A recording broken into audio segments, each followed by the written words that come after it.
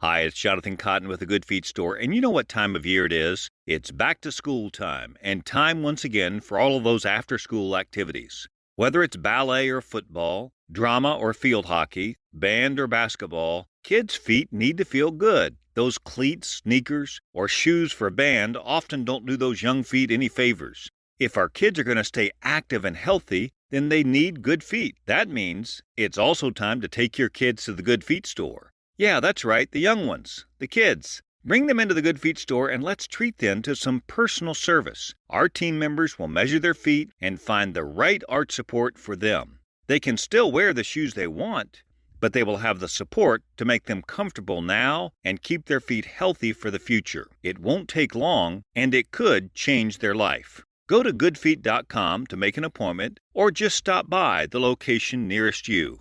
The Good Feet Store.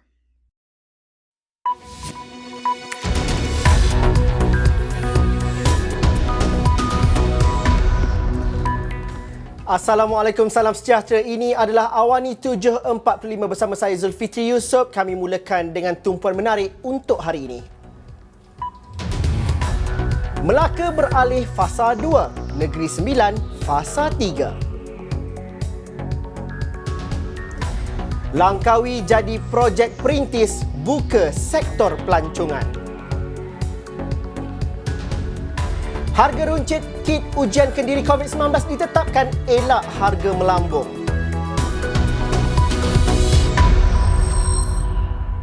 Melaka beralih ke fasa 2 Pelan Pemulihan Negara PPN, manakala Negeri Sembilan pula beralih ke fasa 3.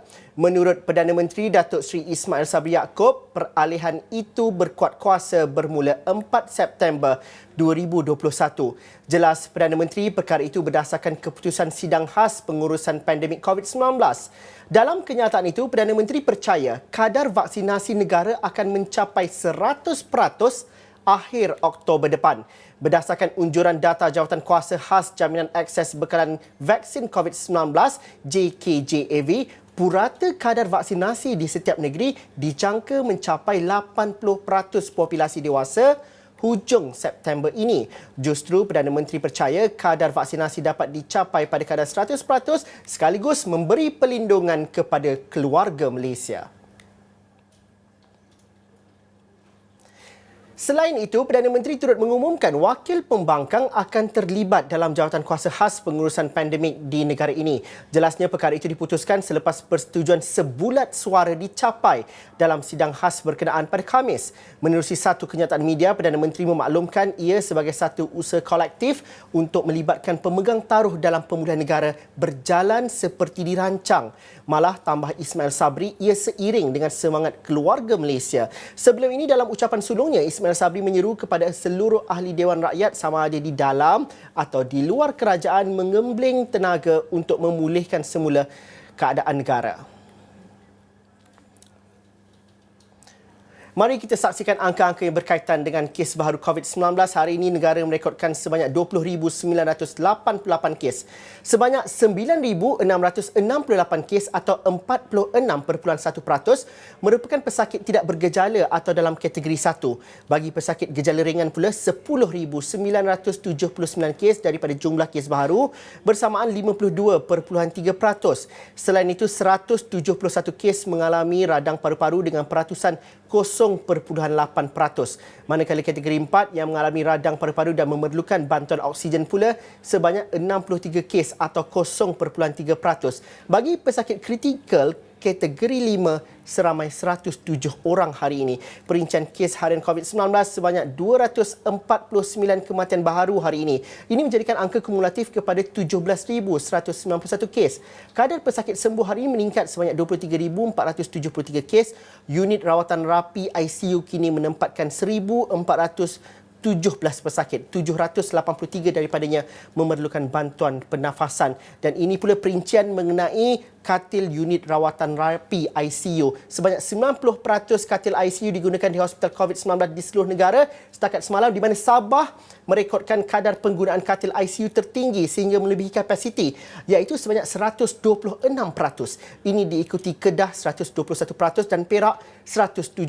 Di Selangor, penggunaan katil ICU masih kekal tinggi dengan 99% setakat semalam, manakala wilayah Persekutuan Kuala Lumpur pula sebanyak 77%. Dan ini pula perkembangan program imunisasi COVID-19 di mana setakat semalam 398,134 lagi dos suntikan vaksin telah diberikan bagi individu yang telah lengkap 2 dos suntikan. Setakat ini seramai 35,150,474. Kerajaan akan mengumumkan prosedur operasi standard SOP yang lebih bersifat menyeluruh, jangka masa panjang selain memudahkan rakyat faham mengenai COVID-19 yang akan memasuki fasa endemik.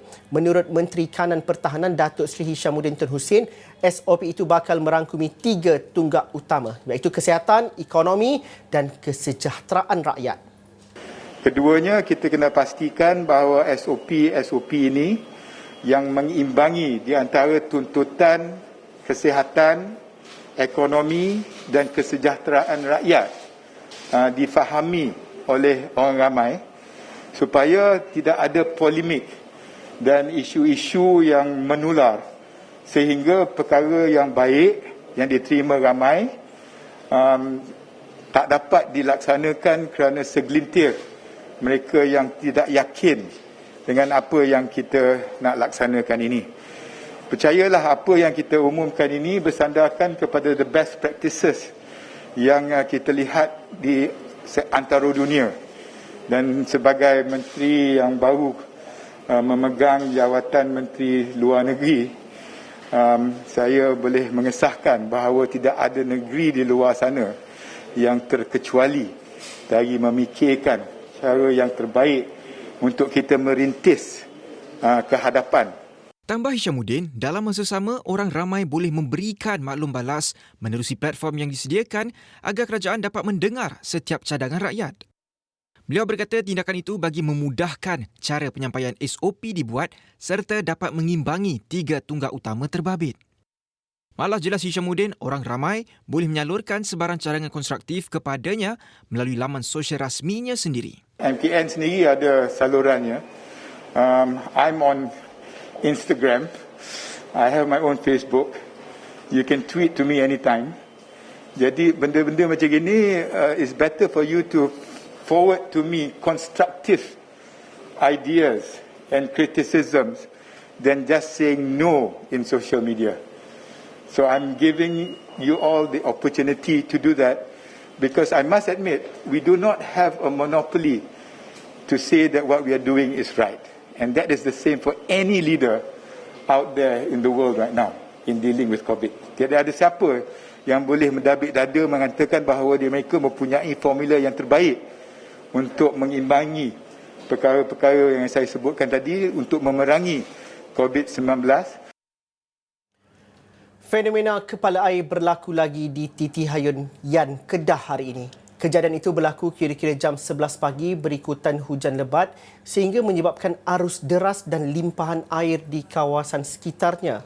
Bagaimanapun, menurut penolong pengarah bahagian operasi kebombaan dan penyelamat Kedah, Muhammadul Ihsan Muhammad Zain, kejadian kepala air itu tidak seteruk tragedi 18 Ogos lalu yang meragut 6 nyawa. Beliau berkata pasukan bomba dari Balai Bomba dan Penyelamat Gua Cempedak dihantar ke kawasan kejadian untuk melakukan pemantauan. Katanya air telah surut sekitar jam 2 petang dan keadaan di sekitar Titi Hayun terkawal. Kejadian kepala air pada 18 Ogos lalu telah mengakibatkan kawasan Gunung Jerai, Titi Hayun, Tupah dan Batu Hampar dilanda banjir lumpur. Polis sedang mengumpul maklumat dan mengesan kumpulan perjalanan mimpi yang terakhir PMYT yang dipercayai menyebarkan ajaran sesat dipimpin wanita bergelar Sitah An-Nur. Selain mendakwa Perang Dunia Ketiga bakal tercetus di Sabah. Ketua Polis Negara Datuk Seri Akhil Sani Abdullah Sani berkata pihaknya menyedari mengenai pergerakan kumpulan dan mampu menangani perkara itu. Menurutnya, siasatan perlu diteliti memandangkan ia melibatkan kerjasama dengan jabatan lain. Sebelum ini, laporan portal berita menyatakan seorang wanita yang menggunakan gelaran Sitah An-Nur dan mendakwa kononnya akan berlaku Perang Dunia Ketiga bermula di Sabah serta memimpin pasukannya bagi mencari Imam Mahdi untuk melawan musuh. Saya lihat benda ini masih lagi dalam kawalan. Kita kalau mengambil tindakan seperti ini, kita tidak boleh tergesa-gesa. Kita tidak boleh terburu-buru. Kita harus mengumpul segala maklumat selengkap-lengkapnya. Apakah tindakan, apakah ajaran yang mereka bawa. Kerana ia membabitkan jabatan yang lain, iaitu Jabatan Agama Islam. Kita harus mendapatkan juga nasihat kepada mereka. Sabar sedikit, ya. Kita ada cara kita untuk kita menghadapi perkara ini, dan kita sentiasa memastikan bahawa ia tidak akan sampai menimbulkan kerisauan dan keresahan di kalangan masyarakat. Polis selesai mengambil keterangan Ketua Pegawai Eksekutif Cinta Gaza Malaysia CGM Muhammad Nadir Al-Nuri Kamaruzaman dan penyanyi rap Aris Ramli atau Kepris berhubung misi kemanusiaan di Semenanjung Gaza, Palestin pada Julai lalu.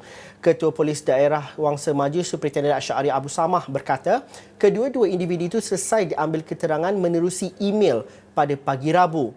Menurutnya, oleh kerana mereka masih lagi berada di Gaza, polis menghantar soalan-soalan pada 29 Ogos lalu dan menerima jawapan daripada kedua-dua individu itu semalam. Buat masa ini, beliau memberitahu pihaknya masih melengkapkan siasatan dan dijangka menyerahkan kepada Ibu Pejabat Polis Bukit Aman minggu depan sebelum dihantar ke Pejabat Timbalan Pendakwa Raya untuk tindakan susulan. Asy'ari juga menjelaskan pihaknya juga berpuas hati dengan kerjasama yang diberikan kedua-dua individu berkenaan setakat ini. Katanya kes itu disiasat mengikut Seksyen 500 serta 504 Kanun Keseksaan selain Seksyen 233 Akta Komunikasi dan Multimedia 1998. Pada 21 Julai lalu, Abid Liu membuat satu laporan polis mendakwa dirinya telah difitnah dipercayai berkaitan isu misi kemanusiaan di Semenanjung Gaza, Palestin. Jenazah anggota Tentera Darat Malaysia dari 10 Brigade Kompani Pandura Para, Allahyarham Korporal Muhammad Azrin Muhammad Isa selamat dikebumikan di tanah perkuburan Islam Kampung Pinang Dalam, Sungai Petani sekitar jam 2 petang tadi. Jenazah yang tiba di tanah perkuburan pada jam 1.22 petang disempurnakan dengan penuh istiadat ketenteraan termasuk kawalan kehormat jenazah yang selesai 40 minit kemudian. Sebelum itu, jenazah Muhammad Azrin disolatkan di Surau Al-Firdaus, Taman Desa Aman, Sungai Petani pada jam 12.40 tengah hari selepas tiba dari Butterworth, Pulau Pinang dengan menggunakan pesawat C-130 milik Tentera Udara Diraja Malaysia yang diterbangkan dari Pangkalan Udara Kuantan, Pahang. Istiadat pengkebumian berkenaan melibatkan anggota dari Unit 19 Regimen Askar Melayu Diraja Markas Brigade ke-6 Infanteri Malaysia Kem Lapangan Terbang Tentera Darat Sungai Petani. Turut hadir adalah Panglima Tentera Darat Jeneral Tan Sri Zamrus Muhammad Zain dan Panglima 2 Division Major Jeneral Dato' Arman Rumaizi Ahmad. Sebagai tanda menghargai khidmat dan pengorbanan Allahyarham Muhammad Azrin kepada negara, TDM menganugerahkan kenaikan pangkat korporal secara protemas kepada Allahyarham dengan serta-merta. Kemalangan yang menimpa Allahyarham Las Korporal Muhammad Azrin bin Muhammad Isa ini merupakan suatu kehilangan buat negara. Pemergiannya sudah pasti akan amat dirasai bukan sahaja oleh keluarganya, bahkan rakan-rakan sependengar Allahyarham. Sebagai menghargai khidmat bakti Allahyarham, maka Tentera Darat Malaysia menzahirkan penganugerahan pangkat secara posthumous, iaitu anugerah selepas kematian ataupun meninggal. Dan Allahyarham Las Korporal Muhammad Azrin bin Muhammad Isa dengan ini dinaikkan ke pangkat korporal. Zamrus berkata bantuan kepada waris Allahyarham akan diberikan berdasarkan peraturan-peraturan angkatan tetap seperti pencen, ganjaran dan faedah-faedah lain. Sementara itu, Bapa Allahyarham Lance Korporal Muhammad Azrin terharu dan berterima kasih kepada Angkatan Tentera Malaysia atas kenaikan pangkat korporal berkuat kuasa serta-merta. Muhammad Isa Osman berkata beliau bersyukur sebaik mendengar kenaikan pangkat Allahyarham anaknya diumumkan Panglima Tentera Darat Jeneral Tan Sri Zamrus Muhammad Zain selepas istiadat pengkebumian selesai dilaksanakan. Alhamdulillah, syukurlah. Mana nak sangka dia dinaikkan pangkat kopral daripada lah kopral. Alhamdulillah, untuk rezeki isteri dia lah tu, anak dia tu je. Saya bersyukur je lah, alhamdulillah betul. Awani 7.45 berhenti rehat seketika dahulu. Selepas ini anda akan bersama dengan Naila Huda dalam segmen Sinar Awani sebentar lagi. Jangan ke mana-mana.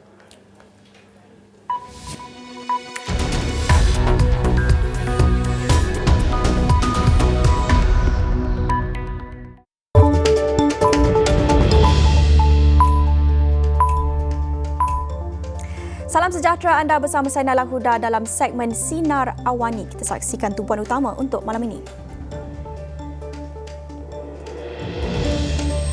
Langkawi jadi projek perintis buka sektor pelancongan. Kit ujan Kediri COVID-19 ditetapkan RM19.90. Nafi terbabit keputusan tukar yang dipertua Dewan Rakyat.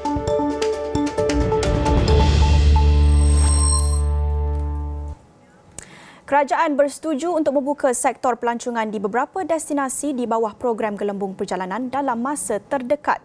Menurut Perdana Menteri Datuk Seri Ismail Sabri Yaakob, bagaimanapun pembukaan sektor itu berdasarkan syarat-syarat yang ditetapkan. Katanya dalam satu kenyataan media, Langkawi dijadikan sebagai projek perintis dan dibuka kepada pelancong tempatan bermula 16 September. Beberapa destinasi pelancongan lain pula akan dibenarkan beroperasi apabila kadar vaksinasi lokaliti mencapai 80%. Sektor pelancongan sebelum ini antara yang terkesan selepas pandemik COVID-19 melanda negara. Sebelum ini, industri pelancongan dan kebudayaan negara dilaporkan mengalami kerugian sekitar RM45 bilion dalam tempoh 6 bulan pertama tahun ini akibat pandemik COVID-19. Harga borong satu set ujian pantas antigen COVID-19 untuk ujian Kediri ditetapkan pada RM16, manakala RM19.90 bagi harga runcit. Kementerian Perdagangan Dalam Negeri dan Hal Ehwal Pengguna KPDNH-EP dalam satu kenyataan memaklumkan penetapan harga itu berkuat kuasa 5 September mengikut Akta Kawalan Harga dan Anti Pencatutan 2011 dan Akta Kawalan Bekalan 1961. Kenyataan itu dikeluarkan bersama Menterinya Datuk Seri Alexander Nantalinggi dan Menteri Kesihatan Khairy Jamaluddin. Menurut kenyataan itu, harga berkenaan dibuat mengikut kewajaran dan kesesuaian bagi penguatkuasaan yang lebih berkesan untuk memastikan harga yang berpatutan dan keberadaan bekalan di pasaran bagi manfaat pengguna dan peniaga. Mana-mana peniaga yang melakukan kesalahan akan diambil tindakan di bawah Akta Kawalan Harga dan Anti Pencatutan 2011 dan boleh dikenakan penalti. Bagi individu yang menjual melebihi harga maksimum boleh didenda sehingga RM100,000 atau penjara tidak melebihi 3 tahun atau kedua-duanya atau dikompaun sehingga RM50,000. Manakala bagi syarikat pula boleh dikenakan denda sehingga RM500,000 atau dikompaun sehingga RM250,000. Orang ramai boleh membuat aduan di saluran tertera jika berlaku pelanggaran oleh peniaga atau pemborong.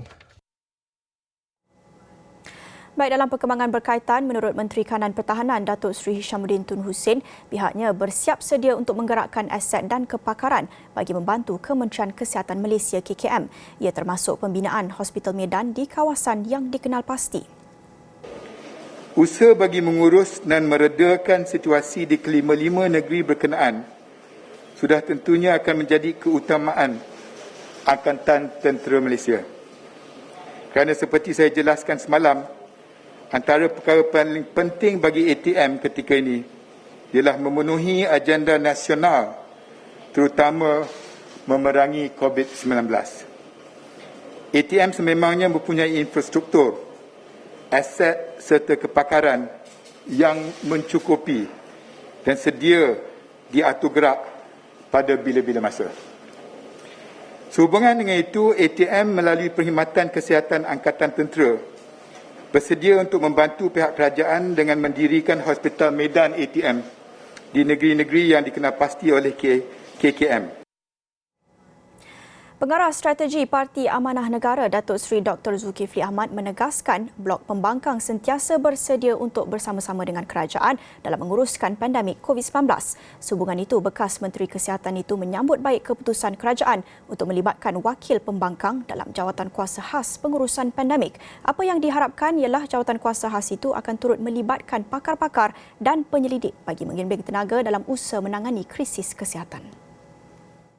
Sangat menyokong, dan ini pastinya satu yang akan memberikan di power that is needed, dan bukan hanya to prepare tapi nak pastikan implementation itu dapat dikuasakan dengan lebih baik dengan organisation dan orchestration untuk kita laksanakan dengan begitu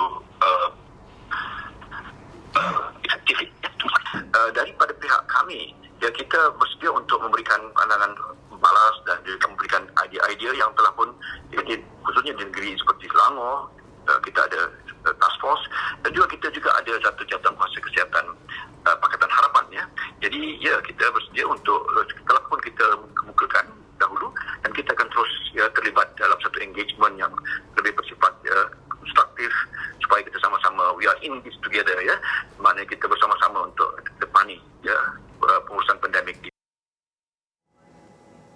Guru kafa, pegawai masjid dan juru nikah di Selangor yang enggan menerima vaksin COVID-19 mungkin tidak dibenarkan untuk meneruskan tugas. Sultan Selangor Sultan Sharafuddin Idris Shah menzahirkan rasa duka cita apabila 112 individu daripada kumpulan itu enggan menerima vaksin. Angka tersebut berdasarkan laporan yang diterima baginda daripada Pengarah Jabatan Agama Islam Selangor JAIS. Seramai 326 guru kafa belum mendapat suntikan vaksin COVID-19, manakala 95 enggan menerima vaksin. Sementara itu, 59 pegawai masjid juga masih belum diberi suntikan dengan 11 lagi enggan berbuat demikian. Bagi juru nikah, 9 masih belum divaksin dengan 6 dikenal pasti enggan menerima suntikan. Selain itu, baginda juga dimaklumkan bahawa seramai 268 guru sekolah rendah dan 182 guru sekolah menengah kebangsaan di Selangor turut enggan divaksin. Sultan Sharafuddin menzahirkan rasa duka cita dan bertitah bahawa tindakan mereka bukan sahaja membahayakan diri mereka sendiri, malah orang ramai serta boleh memudaratkan pelajar. Titah baginda, pakar perubatan telah mengesahkan bahawa vaksin adalah satu-satunya cara untuk mengatasi penularan COVID-19 ketika ini.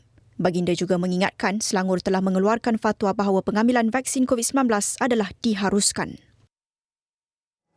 Baik, seterusnya Tunku Mahkota Johor, Tunku Ismail Sultan Ibrahim bertitah kejadian seorang wanita yang bersalin secara bersendirian di Hospital Sultan Ismail HSI tidak patut berlaku lagi.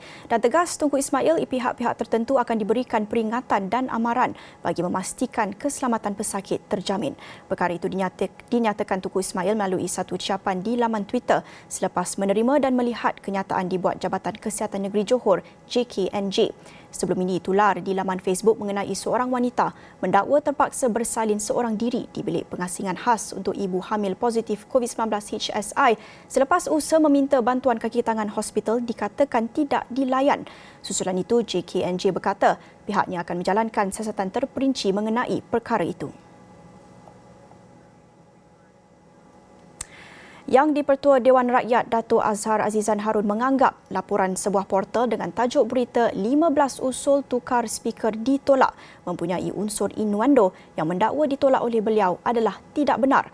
Beliau juga mendapatkan khidmat nasihat undang-undang untuk tindakan seterusnya mengenai dakwaan itu dalam masa terdekat. Beliau menjelaskan pejabatnya menerima pemberitahuan usul-usul untuk beliau mengosongkan jawatannya dan juga supaya individu lain dilantik sebagai yang di-Pertua Dewan Rakyat. Menurutnya, sebaik saja pejabatnya menerima usul-usul berkenaan, beliau telah mengutuskan surat kepada semua pengusul itu bahawa beliau tidak akan sama sekali membuat apa-apa keputusan mengenai semua usul berkenaan. Ini kerana beliau mempunyai percanggahan kepentingan dan sebarang keputusan mengenai usul-usul itu diserahkan kepada pertimbangan yang di-Pertua Dewan Rakyat, Datuk Muhammad Rashid Hasnun. Jelasnya beliau tidak pernah mengambil bahagian dalam apa acara sekalipun atau campur tangan di dalam apa-apa keputusan mengenai usul-usul itu. Malah beliau tidak tahu menahu mengenai apa-apa keputusan yang mungkin telah dibuat oleh timbalan yang di-Pertua mengenai perkara itu. Ahli Parlimen Pengerang Datuk Seri Azalina Uthman Said telah menghantar notis cadangan usul rang undang-undang RUU pemecatan Ahli Parlimen 2021 kepada Yang di-Pertua Dewan Rakyat semalam. Bekas timbalan Yang di-Pertua Dewan Rakyat itu memaklumkan perkara berkenaan menerusi Twitter hari ini. Jelasnya usul tersebut selari dengan inisiatif anti lompat parti yang diusahakan kerajaan ketika ini. Tambah beliau, langkah itu juga secara tidak langsung mewujudkan kebersamaan dengan semangat keluarga Malaysia. Sebelum ini katanya RUU tersebut diharap menjadi permulaan untuk memperkenalkan pilihan raya pecat atau recall election di sidang Parlimen bulan ini. Antara lain, recall election merupakan mekanisme yang membolehkan rakyat menarik balik mandat diberikan kepada wakil rakyat sekiranya pemimpin itu melompat parti.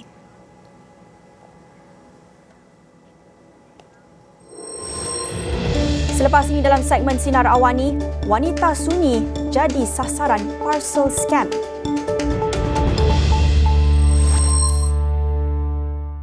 Mahkamah Tinggi Kuala Lumpur mengarahkan Datuk Seri Najib Tun Razak menjawab saman yang difailkan SRC International Sendirian Berhad terhadapnya berhubung dakwaan pecah amanah dan pelanggaran kewajipan statutori berkaitan dana SRC sebanyak RM42 juta selewat-lewatnya pada 11 Oktober ini.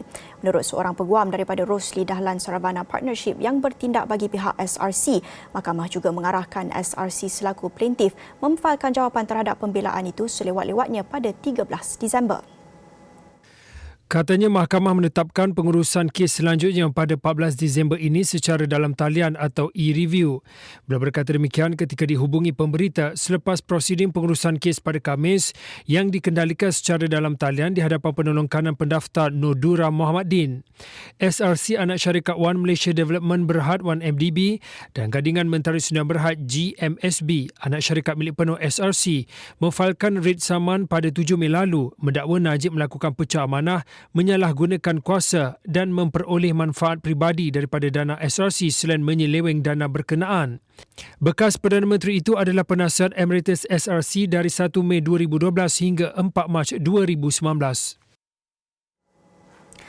Menyasarkan golongan wanita yang kesunyian sebelum mendapat kepercayaan mereka merupakan antara modus operandi yang dilakukan satu sindiket penipuan melalui media sosial yang dikenali sebagai parcel scam. Ketua Jabatan Siasatan Jenayah Komersial Kuala Lumpur, Asisten Komisioner Muhammad Mahidi Syam Ishak berkata, sindiket tersebut akan berjanji untuk kirimkan barangan berharga sebagai tanda perhubungan setelah mendapat kepercayaan mangsa. Sebanyak 115 kertas siasatan melibatkan nilai kerugian lebih 1.6 juta ringgit dilaporkan dalam tempoh 8 bulan pertama tahun ini. Terbaru katanya, polis menerima laporan daripada 3 ibu tunggal yang menjadi mangsa penipuan parcel scam membabitkan kerugian RM31,500. Berdasarkan siasatan, kesemua mangsa mengakui mengenali suspek menerusi laman maya dan dijanjikan untuk menghantar bungkusan dari luar negara. Mangsa kemudian diminta untuk membayar sejumlah wang sebagai kos penghantaran. Namun demikian, mangsa hanya menyedari mereka terpedaya apabila barang yang dijanjikan itu tidak sampai setelah pembayaran dibuat. Sehubungan itu, beliau menasihati orang ramai supaya sentiasa berwaspada dengan kenalan melalui media sosial. Baik, seterusnya, allowance atau ganjaran yang diperuntukkan kepada setiap atlet negara yang catat kemenangan di Tamasya Paralimpik Tokyo wajar diberikan kepada atlet lontar peluru Muhammad Ziad Zulkifli. Datuk Seri Rizal Nine American yang juga bekas Menteri Belia dan Sukan berkata, ini kerana Ziad telah dibenarkan melakukan lontaran dan catatan yang dilakukannya adalah rekod dunia.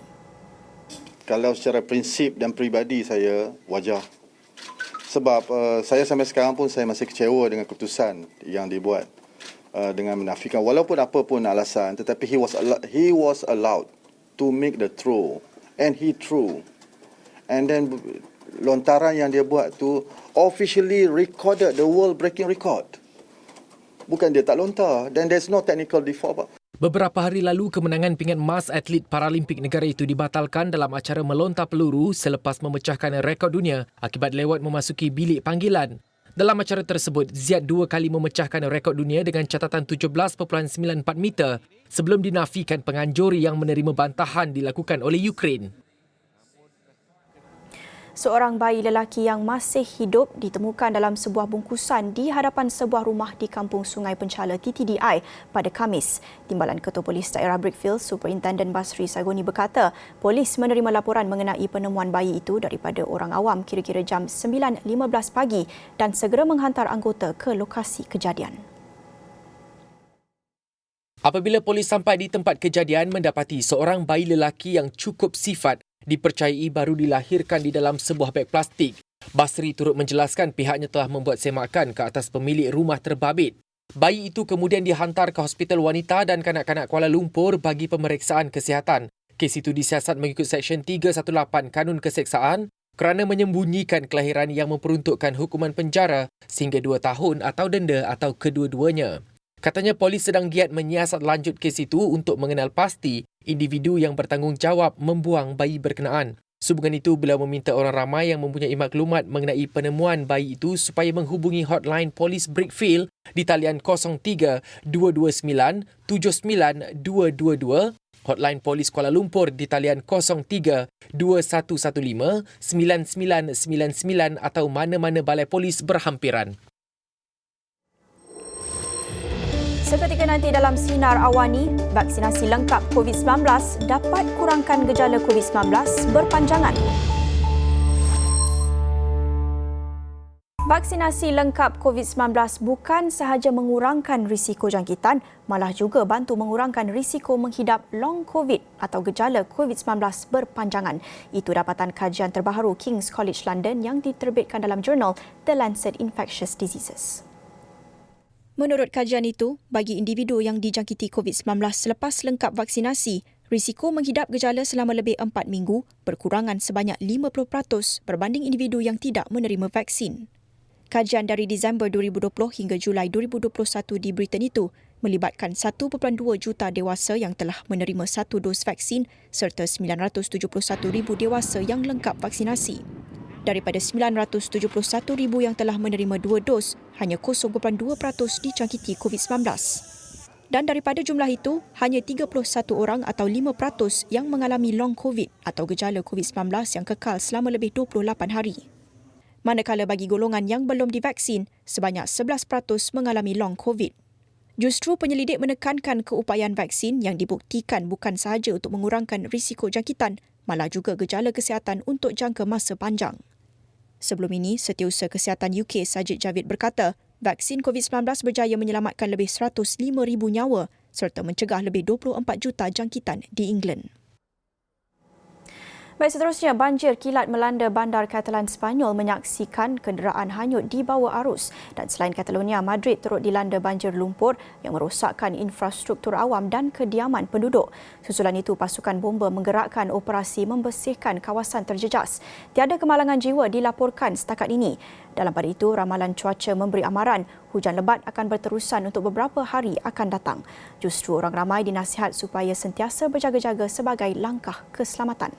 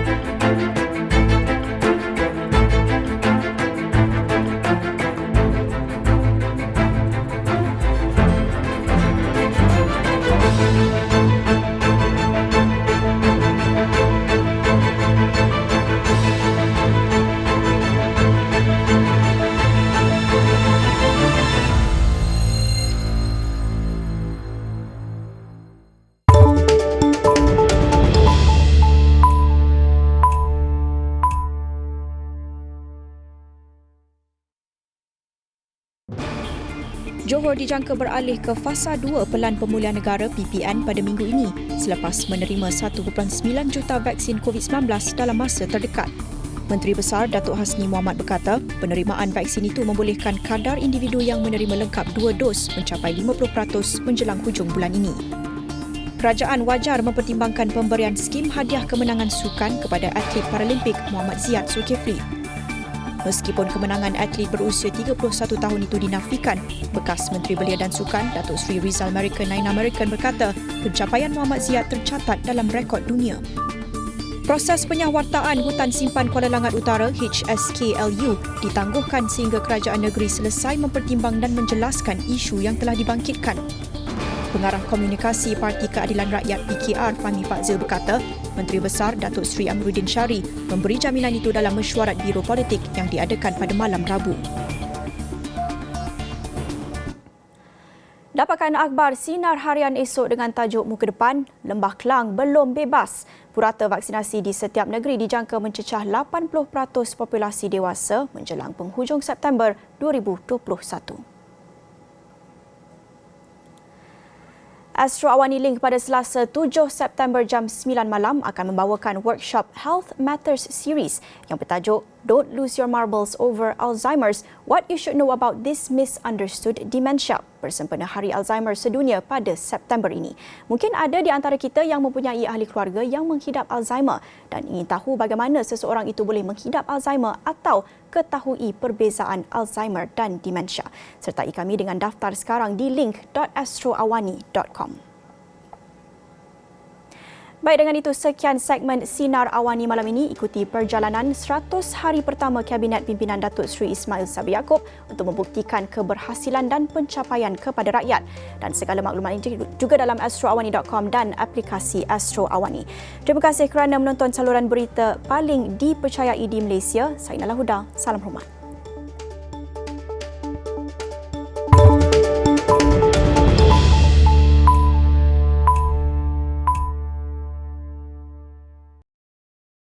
Hi, it's Jonathan Cotton with the Good Feet Store, and you know what time of year it is? It's back to school time, and time once again for all of those after-school activities.